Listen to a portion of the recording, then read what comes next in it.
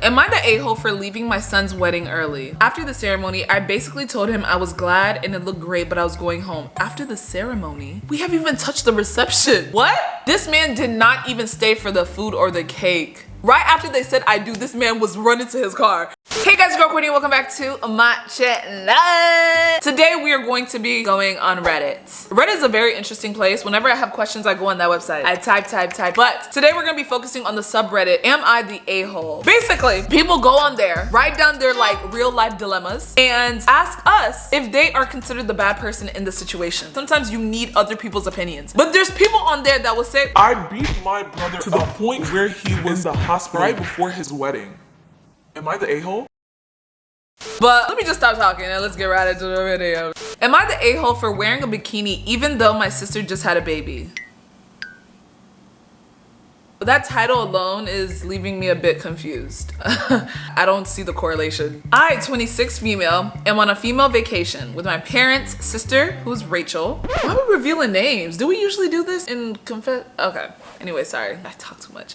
We are by the sea and yesterday was the first time we'd be going to the beach club. My sister asked me not to wear a bikini or anything revealing because she said both she and Adam are not feeling the best about her postpartum body.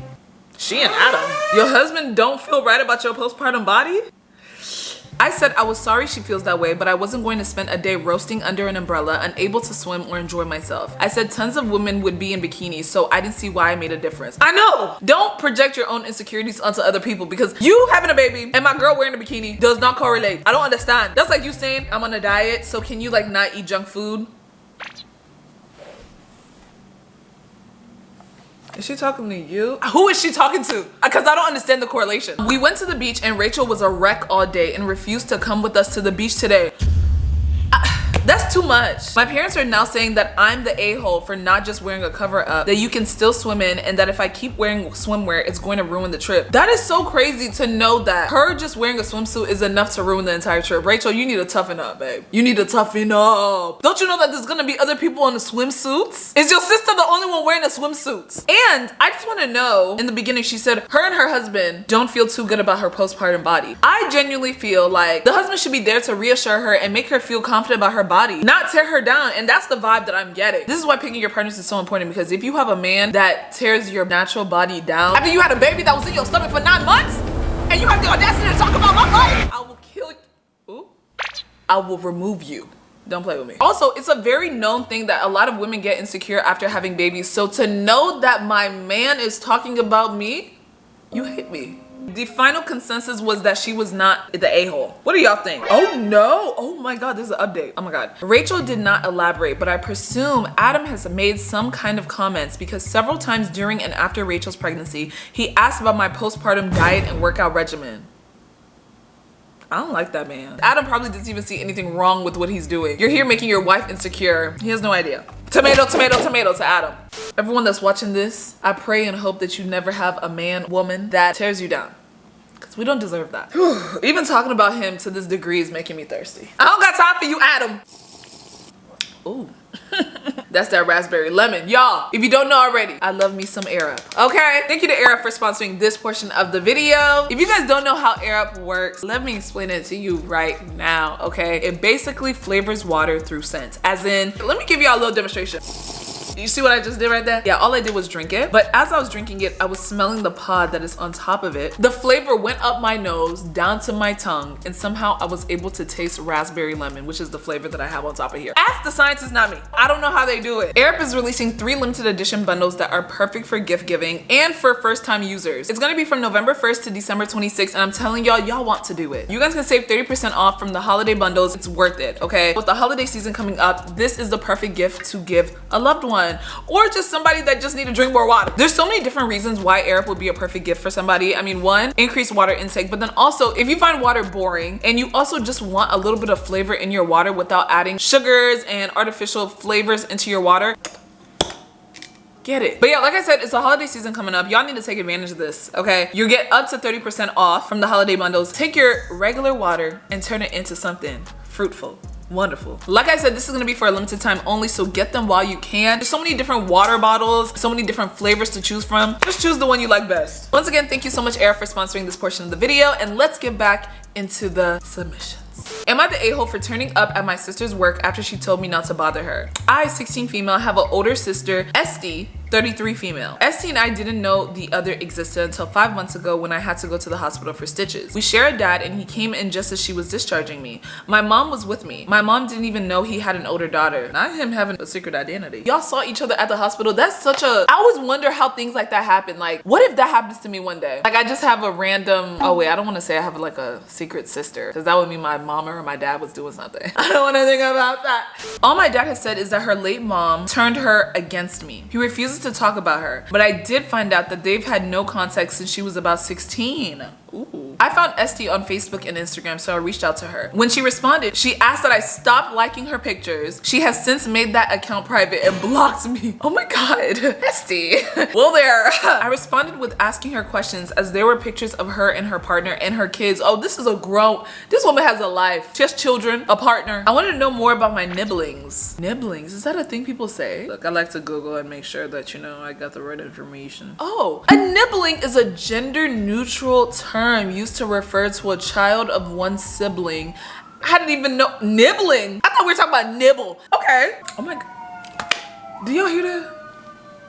You would think I live in New York City.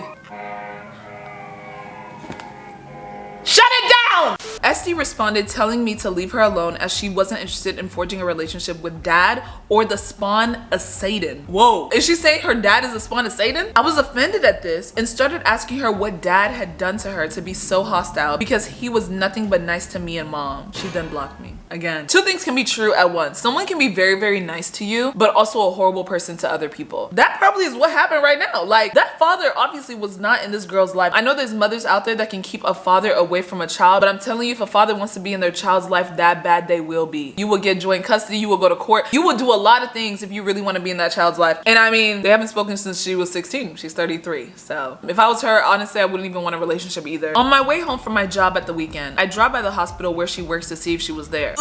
Is this on? I'm so sorry. Like, why? You have been blocked 2 times. This is humiliating. Esty saw me as she was leaving and got mad. I would be furious.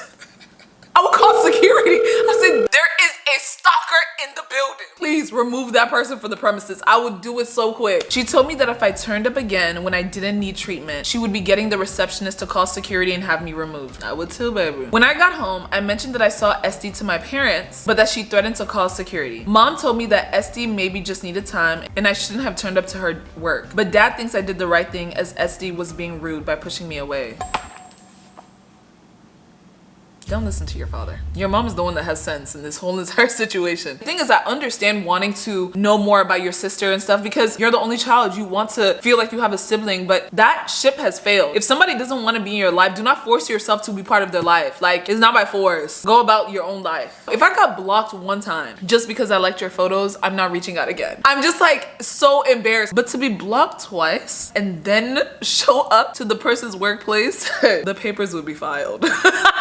The papers would be filed, restraining order would be active. I would say you are the a-hole in this situation, but I also will say you are 16. You probably didn't think too much about it. So in this situation, you are the a-hole, but I do like how you were trying to reach out to your family. That's all I can give you. A for effort, girl. Next one. Am I the a-hole for leaving my son's wedding early? Yes, you are. If there's any other reason besides a medical emergency, I don't understand. My son, Alan, has just recently gotten married to Helen. I love both of them very much. It's relevant to mention that I really dislike parties and large gatherings. I'm not sociable at all and I just really dislike them. Alan and Helen were going to have a wedding with around 150 people. Is 150 a lot? Maybe that is a lot. I don't know, I'm used to Nigerian weddings. There's like 300 people deep in that. I told Alan ahead of time that I would probably leave early and that me and the rest of our family could take 2 cars so that they could stay if they wanted to. He looked like he didn't mind at the time. Yeah, because he probably thinks you're joking. After the ceremony, I basically told him I was glad and it looked great, but I was going home. After the ceremony, we haven't even touched the reception. What?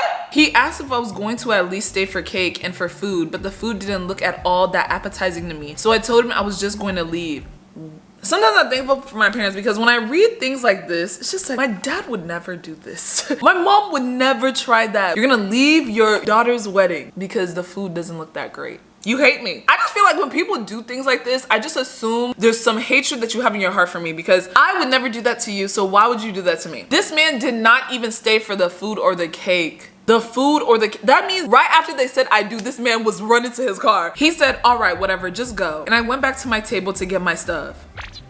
That's another thing. You can't read like body language. Like that sentence, all right, whatever, just go.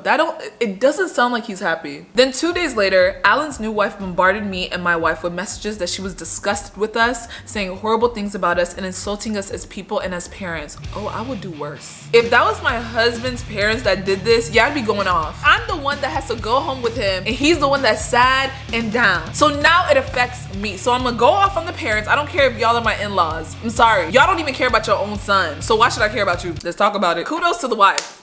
That's a wife right there. I politely told her to leave us alone and called Alan mainly to inform him that his wife had a temper that he should know about. She may have went about it in a way that you don't like, but did you hear the message? You did not hear the message, because what you did instead of listening to what she said is you called Alan to say, your wife has a temper. Am I the a-hole here? Yes, you are. Yes, you are. And if you cannot see that, you're a scary person. Like your reason for going home is, oh, I don't like being around people and I didn't really like the food. So you left? That's why you left. At your big age. How old are you? Did it say the age? Too old, that's what I know. I don't see the age right here, but it's too old to be acting like this. Since so many people care about the details, yes, there's a mother-son dance planned. So y'all missed the mother-son dance? He also said, yes, he included me in the count for the food costs. He paid for your meal and you didn't even eat it. He included you in the cost. Yes, I love him. No, this does not mean that I do not care about him. And it's just so crazy to know that this man, I don't think he thinks he did anything wrong. It's scary. Like there's really people like this that exist in the world. Like they can do the worst thing possible and somehow they will find a way to convince you. Not even convince. They'll try to convince you that they're not at fault at all. Be very, very scared of people like that. Be very scared. They're not normal. Like, am I the a-hole for ripping a student's test? I, female 24, teach 4th grade and this is my 2nd year teaching. On Friday, students 9 to 10 years old took a test and I told the students, if I catch you cheating, I will rip your test and you will receive a 0. I caught 2 students sharing answers very clearly cheating. It made me very upset and I grabbed both tests without saying anything, ripped the test and put them on their desk. Later, I talked with both students and made them call home to speak with their parents about what they did. How strict. They actually came into the school and met with the assistant principal because they feel like their child was embarrassed by me ripping the test in front of the whole class. Yeah, you did a lot, shouty. I feel like I would understand if it was high school, but you teach 4th grade. Their cheating skills aren't even good. That's why it was so clear that they were cheating. They were probably like, oh, what did you get for 1? They were probably saying it loud as hell because they're in 4th grade. I have spoke with the students one-on-one and I apologize that they felt embarrassed because my goal is to never make a student feel embarrassed. Are you sure? I feel like ripping the test in front of the whole class, like what was the goal with that? They're gonna be embarrassed. I don't know, but what do you guys think? You're the a-hole. Sorry, girl. I feel like ripping up a 4th grader's test in front of the whole entire class is so embarrassing. I mean, even if you're in high school, that's still really embarrassing, but like high school, I feels more acceptable just because a high schooler should definitely know. Like, babe, don't cheat. If you catch me cheating, take my paper away. Give me a 0. You can even mark my paper. You can put an X while I'm trying to write on my entire test. That would be better than like basically announcing to the class, hey guys, this is the person that's cheating and rip the paper. Why are you doing that? Am I the a-hole for wanting a sunrise wedding? I initially wanted to think sunset, you know, around 5, 6 p.m. Sunrise is like 5, 6 a.m. Every year on our anniversary, my fiance and I wake up early to go to the beach and watch the sunrise together. It's a very special tradition as we both overcame a number of personal challenges during our time together. And the symbolism of watching a new day begin is deeply meaningful for us. We decided we wanted to incorporate this into our wedding. We've scheduled the ceremony start time for 5:30 a.m. Start time? I have to wake up at 2 a.m. just to start getting... I have to wake up at 2 a.m. I have to take a shower. I have to do my hair. I have to do my makeup. And then I still have to travel. No! I will call in sick. Sorry, I can't make it. I got diarrhea. We've been getting a lot of backlash from our families about this, who say this is way too early and we need to move the ceremony to a more normal time of the day. My fiance and I don't feel like we're asking for anything that's unreasonable. Am I the a-hole?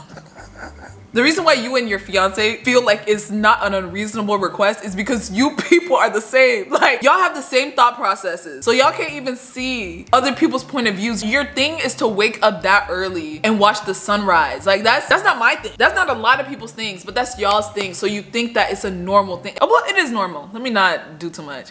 It is normal, but it's not common. I think y'all should just do something with just y'all two at sunrise, and then maybe once it hits 10 o'clock you can do something, you know, and invite people. I feel like when it comes to weddings, you also have to be considerate of other people that are coming to celebrate you. So yes, you can pick and choose whatever you want for your wedding. That's very great and dandy. But you also have to think about the people that are coming. 5:30 is just, I don't know. I can just imagine it being a bit empty. It seems like a lot more energy than even a destination wedding. Really, it feels like it's a lot. But anyways, I'm done reading these submissions, okay? I hope you guys all enjoyed this video. Let me know what y'all thought about all the different submissions. Almost all the scenarios I read, they ended up being the a-hole in the situation. So let me know what you guys think in the comments down below. Check the description box, okay? Because I have a link where you guys can click and give me your video suggestions, okay? Like, please do it. I'm really trying to pay attention to everything. And I'll see you guys all in my next video. I love you and peace.